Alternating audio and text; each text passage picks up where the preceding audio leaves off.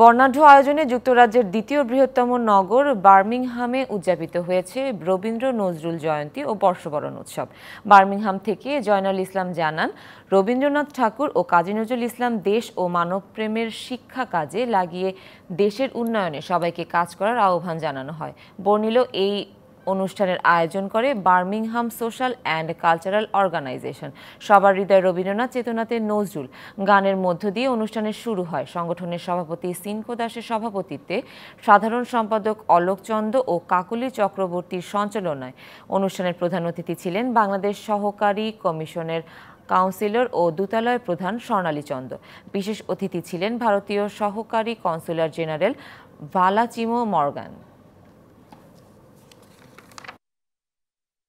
প্রেম হোক, প্রকৃতি হোক, রাজনীতিতে হোক, তার যা সৃষ্টি ছিল তা কখনোই পুরনো হবে না। সবার ভালোবাসায় আমরা এই ধরনের প্রোগ্রাম আগামী দিনে আরও নিয়ে আসবো। সবার মধ্যে ভ্রাতৃত্ব বন্ধন জাগ্রত হোক। বসবাসরত বাংলাদেশি সবাইকে রবীন্দ্র নজরুল জয়ন্তী শুভেচ্ছা জানাতে চাই।